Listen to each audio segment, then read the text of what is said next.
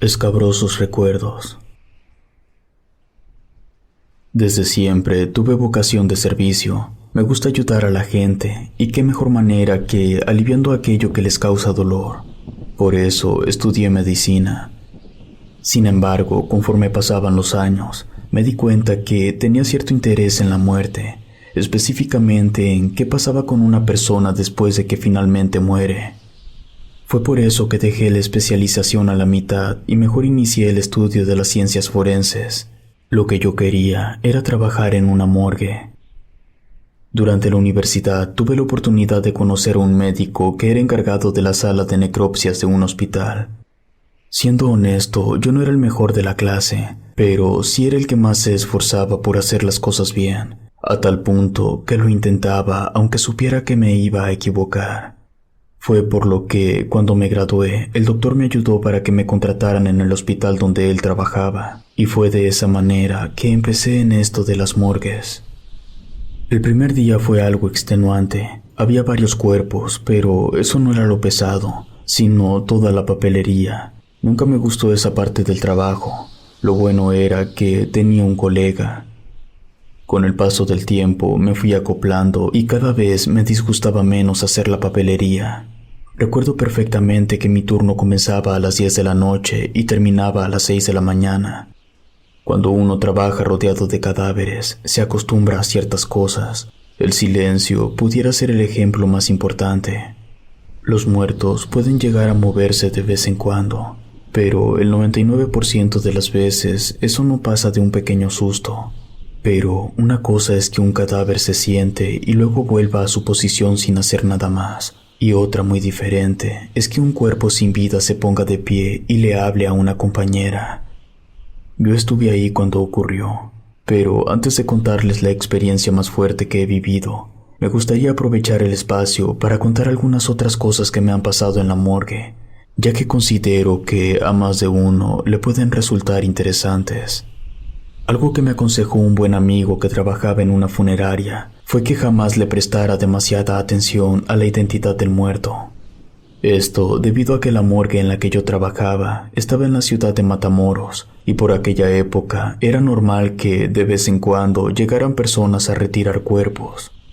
A veces se trataba de militares que venían a llevarse a algún civil que dieron de baja por accidente y algunas otras veces eran los criminales que venían por gente. En cualquiera de los dos casos, nosotros debíamos olvidar el hecho de que ese cuerpo que se habían llevado alguna vez había estado en la morgue.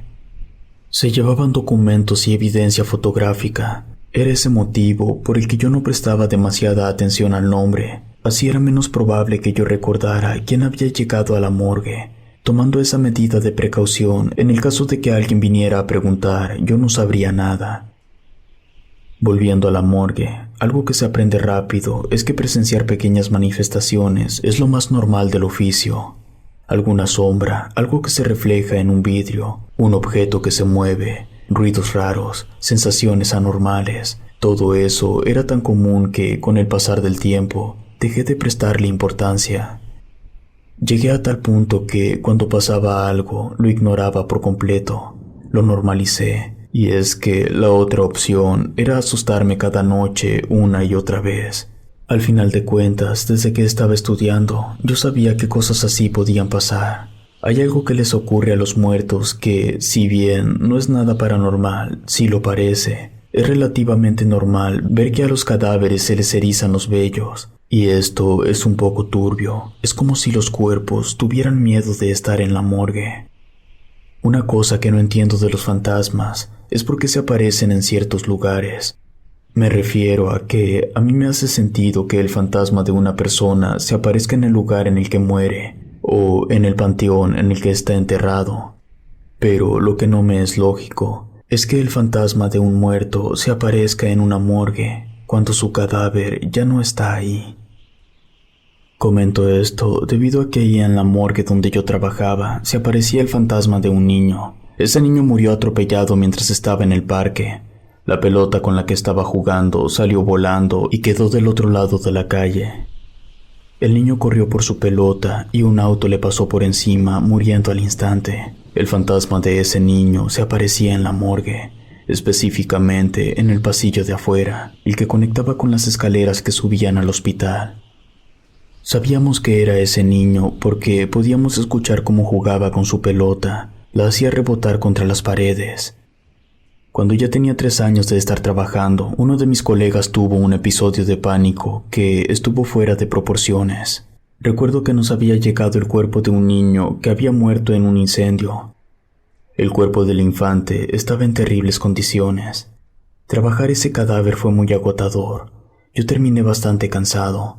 Entonces, después de colocar el cuerpo del niño en uno de los congeladores, le dije a mi colega que me iría a dormir un rato. Terminé mi siesta, volví al área. Al momento que abrí las puertas, mi colega brincó asustado y volteó en mi dirección. Me contó que le habían pasado ciertas cosas relacionadas con el cuerpo del niño. Decía que había intentado salirse del congelador. Yo lo ayudé a revisar y todo estaba en orden. Lo noté preocupado y confundido. Le pedí que se tranquilizara, que lo único que estaba pasando era que ver el estado tan terrible en el que había llegado el cuerpo del niño le estaba afectando. Al día siguiente, mi colega se presentó al trabajo, pero su estado era preocupante. No había dormido nada, temblaba y tartamudeaba. Decía que el niño lo había seguido hasta su casa. No pudo aguantar el turno completo. Luego de unas 3 horas salió corriendo y nunca volvió. Yo creí que se había vuelto loco, pero luego de unos días, mientras estaba platicando con un trabajador de limpieza, dijo que él también había visto cosas raras esa noche. Nunca nadie reclamó el cuerpo del niño, lo cual fue sumamente extraño. Su cuerpo lo habían sacado de una casa, no era un niño de la calle, debía tener familia y aún así nadie lo buscó. Ahí empecé a ser un poco más cuidadoso con las cosas que pasaban. Si bien yo continué ignorando la gran mayoría de las cosas raras, cuando sucedía algo que fuera un poco más fuerte que un simple ruido, optaba por involucrar a alguien más para estar seguro de que no me lo estaba imaginando. Hubo una ocasión en que la morgue en la que trabajaba casi se mete en un problema muy grande. Resulta que los de la ambulancia nos llevaron a un hombre que no estaba muerto. Alguien se dio cuenta que una lágrima salió de su ojo izquierdo y se resbaló por la mejilla. Él dijo que eso definitivamente no era normal. Le tomamos el pulso y su corazón estaba latiendo. Esa persona estaba viva. Estuvimos a punto de cometer algo terrible. Nosotros informamos al hospital. Un doctor bajó y se llevaron a esa persona. Alguien le había pagado a los de la ambulancia para que se llevaran a esa persona. Y nosotros, creyendo que era un cadáver, le quitáramos la vida haciendo nuestro trabajo. Los de la ambulancia fueron despedidos. El hospital no dijo nada. No quisieron hacer público el incidente, por eso no hubo cargos en contra de los camilleros. Es decir, hay muchas historias de fantasmas, pero prácticamente todas ocurren de la misma forma. Ver en alguna otra parte del hospital a las personas que tenemos en las planchas o dentro de alguno de los congeladores. Existe una leyenda, desconozco su grado de veracidad, pero a mí me contaron que nunca se debe limpiar el sudor de los cadáveres. Se puede hacer la limpieza general del cuerpo, pero una vez que el trabajo está hecho y el cuerpo está limpio para ser resguardado hasta su entrega, ahí es cuando ya no se debe limpiar el sudor de los cadáveres, porque ya no deberían de sudar. Se dice que el sudor simboliza el miedo que tiene esa persona de irse solo al otro mundo, y que suda como una manera de pedir ayuda. Entonces, si alguien limpia el sudor, es como si se estuviera ofreciendo a acompañar al muerto en su viaje hacia el otro mundo. Aclaro que yo nunca he sabido de que alguien haya muerto por limpiar el sudor de un cadáver, pero fue un conocido del trabajo el que me hizo la advertencia, porque él afirmaba que un amigo suyo había muerto luego de limpiar el sudor de la frente de un muerto. Una madrugada tormentosa que parecía normal, comencé a escuchar un alboroto afuera de la morgue en el pasillo que lleva a la salida, que es por donde llegaban los cuerpos. Mi nueva compañera, Susana, y yo nos asomamos. Los muchachos de la ambulancia estaban intentando llevarnos un cuerpo, pero algunas personas lo querían impedir. Me acerqué para ver qué era lo que estaba pasando. Había una muchacha, un tipo extraño con collares y aretes y un sacerdote. Ellos discutían con los de la ambulancia y estaban tratando de jalar la camilla donde estaba el cuerpo. Decían que era una pésima idea que el cuerpo fuera ingresado, que debían dejárselos para que ellos se hicieran cargo, que de lo contrario, terribles cosas podrían pasar. Yo ayudé a los de la ambulancia. Logramos dejar a esa gente atrás y llevar el cuerpo hasta el interior de la morgue. Esas 3 personas estuvieron intentando entrar, pero los de seguridad se encargaron de ellos. Cuando todo se calmó, les pregunté a los de la ambulancia por qué había sido todo ese alboroto. Su respuesta me dejó consternado. Nos dijeron que la persona que ya teníamos sobre la plancha había muerto mientras le practicaban un ritual de exorcismo en la casa de su pareja. Mi compañera les dijo que no estuvieran bromeando, que eso de los exorcismos eran puras patrañas, y nos pidió que nos dijeran la verdad. Yo no sabía qué pensar, no me esperaba una respuesta de esa naturaleza. Los de la ambulancia intercambiaron miradas y le dijeron a Susana que le quitara la sábana al cadáver para que lo comprobara por su cuenta. En cuanto lo hizo, pudimos ver que el cuerpo tenía la cara desencajada y completamente negra como si se hubiera cocinado, pero el resto del cuerpo no tenía el mismo color. Además, la cabeza estaba a nada de desprenderse del cuerpo. Parecía que se había girado varias veces, las suficientes para que los huesos, carne y piel se rasgaran. Tenía muchas marcas de quemaduras en su cuerpo.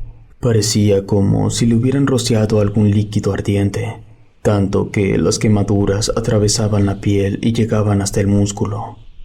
En su mano izquierda tenía marcada con quemaduras una cruz.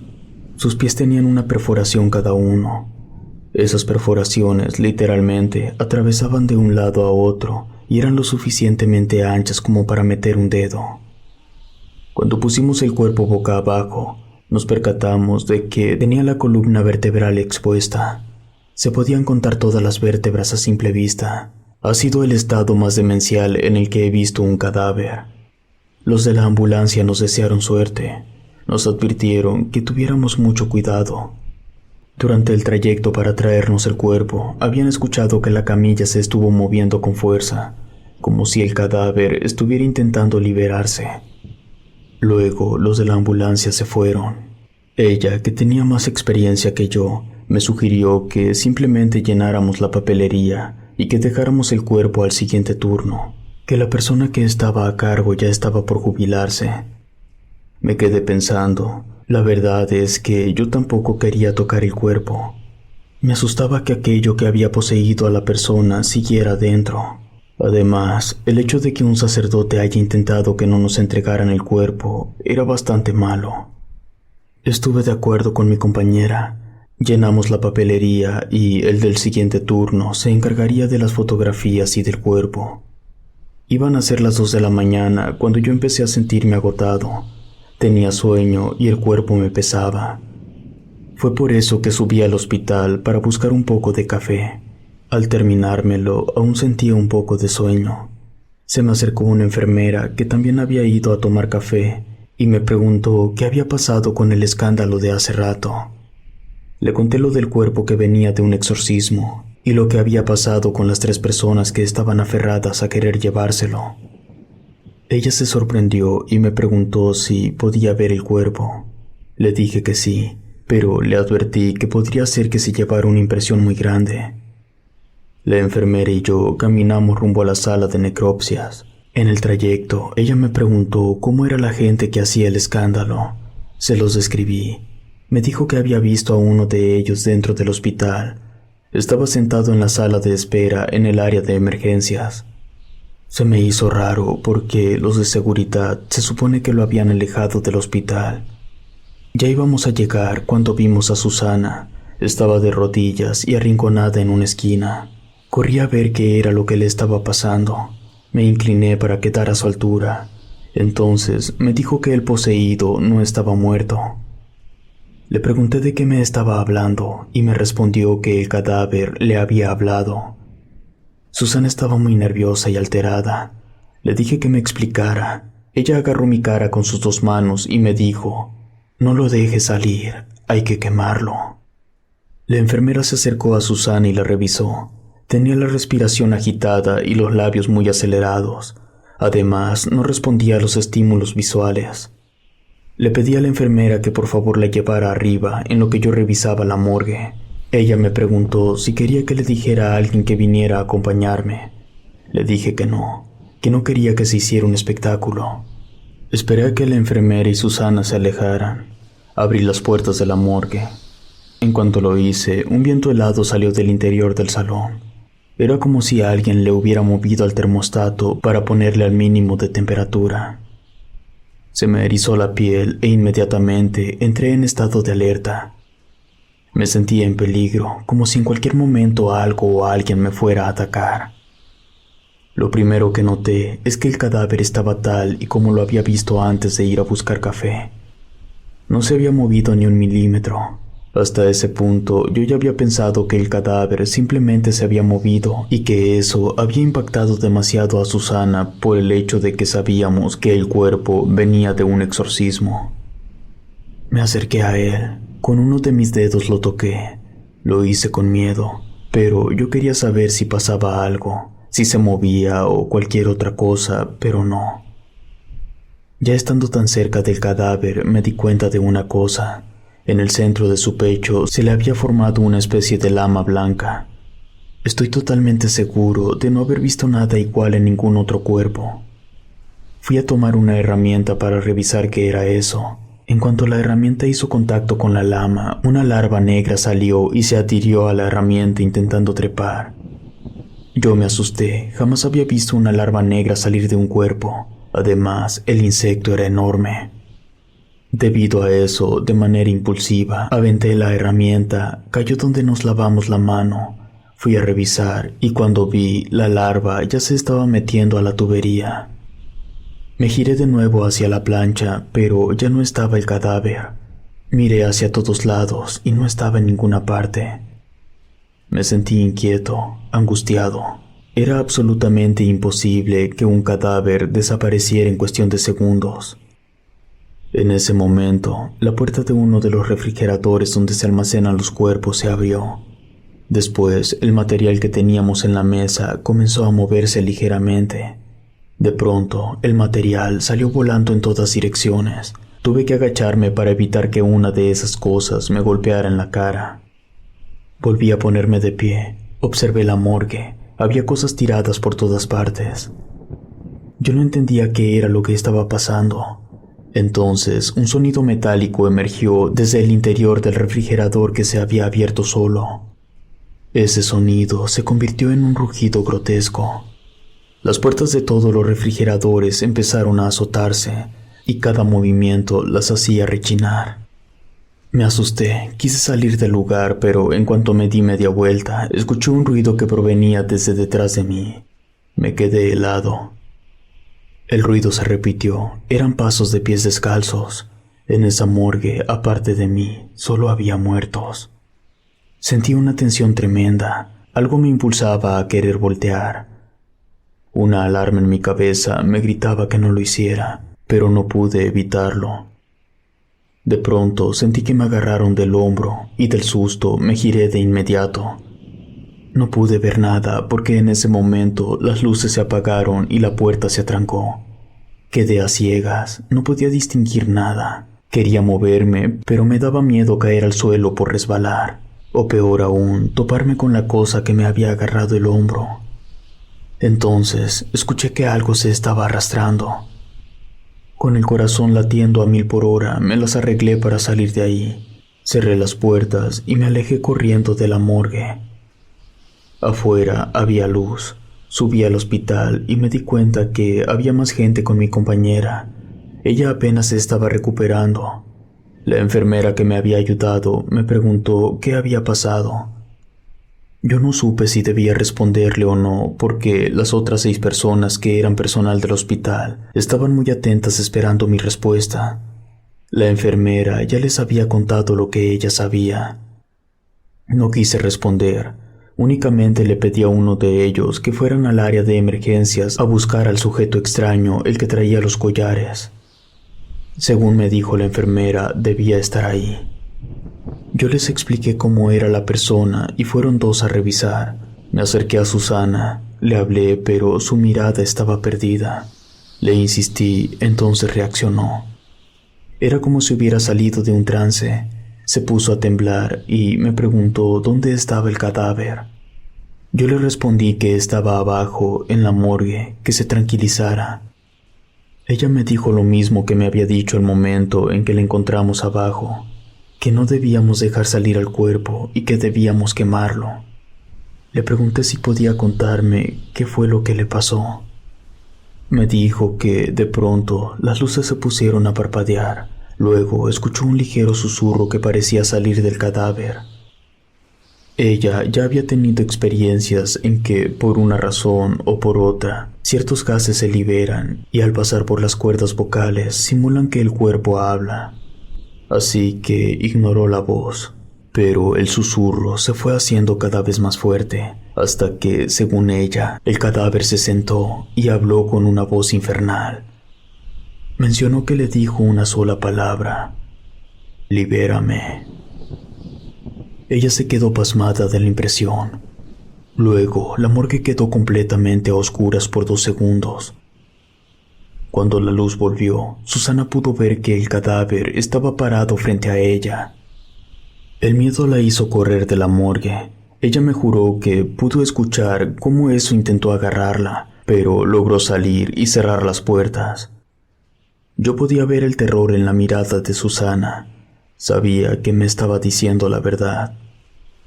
A los pocos minutos regresaron los que habían ido a buscar al tipo, y afortunadamente venían con él. Nos preguntó quiénes habíamos visto el cuerpo. Solo éramos Susana y yo.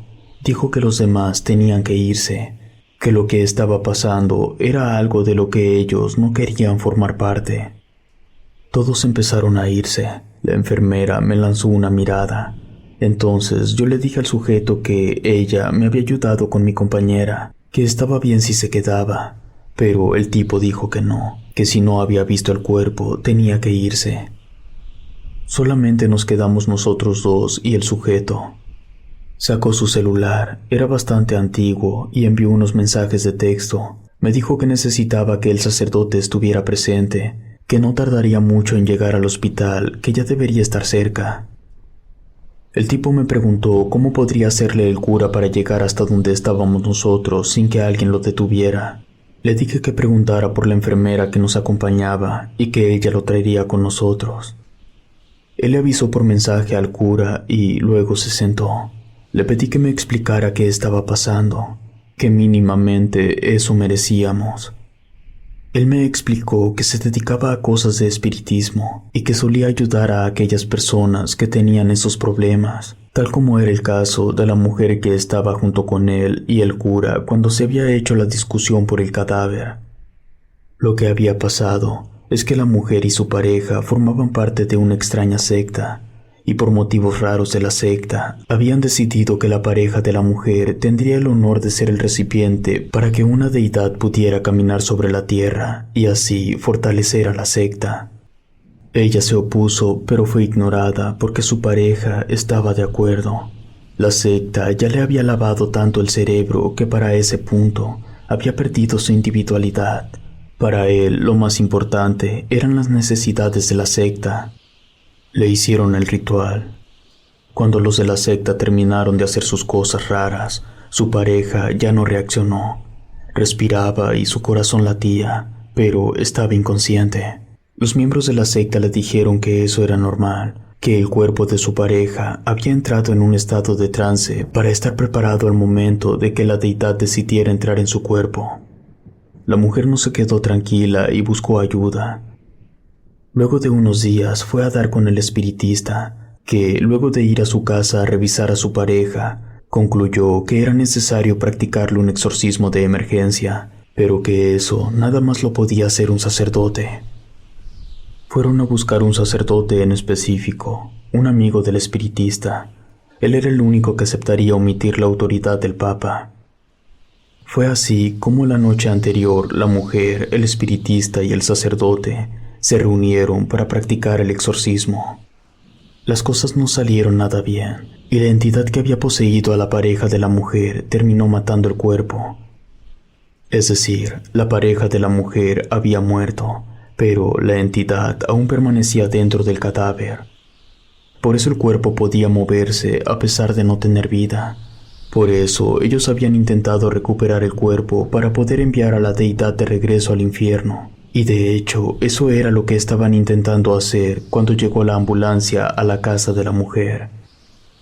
Uno de los vecinos, por el escándalo, lo había presenciado. Cuando los de la ambulancia llegaron y se dieron cuenta que la pareja de la mujer ya no tenía signos, lo llevaron directo a la morgue. Y así es como llegamos a la espeluznante situación que estaba ocurriendo esa noche.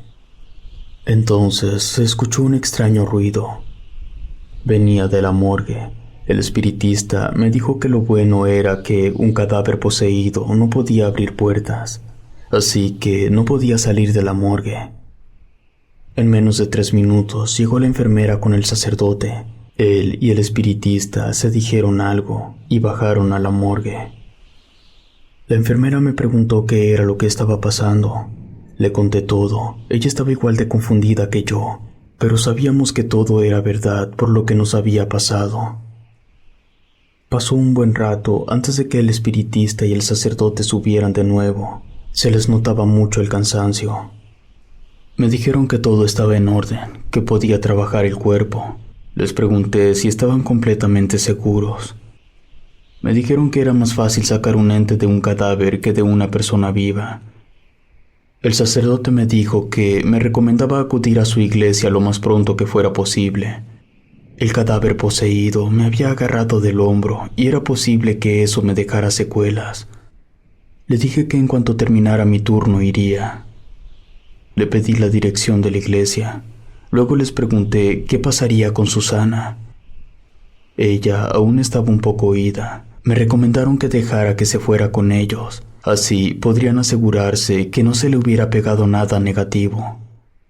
La enfermera dijo que ella conocía a un amigo de mi compañera, que a lo mejor él podía irse con ella junto con el espiritista y el sacerdote para que la revisaran. Todo quedó que Susana y su amigo se fueron con esos sujetos. La enfermera me ayudó a trabajar el cadáver. Terminamos antes de que llegaran los del otro turno. Limpiamos y acomodamos todo y fingimos que nada había pasado. Me hice amigo de la enfermera después de eso. Fui con el sacerdote para que me ayudara con lo que me había dicho. Siendo sincero, yo me esperaba una ceremonia o algo así, pero él simplemente me puso las manos en la frente, me hizo algunos rezos y me dijo que con eso quedaba liberado. Susana, afortunadamente, no tenía nada malo, solo había quedado traumatizada por lo que experimentó, pero renunció a los pocos días. En cuanto al cadáver, me enteré que su pareja decidió que lo iba a cremar, para así borrar todo rastro de lo sucedido. Pasaron algunos meses, ya no me sentía cómodo trabajando, me había vuelto muy paranoico luego del suceso, solo faltaba una gota que derramara el vaso. Lo que me hizo renunciar fue el cuerpo de un hombre que, por sus fachas, parecía ser un vagabundo. Los de la ambulancia lo habían recogido en el interior de un parque.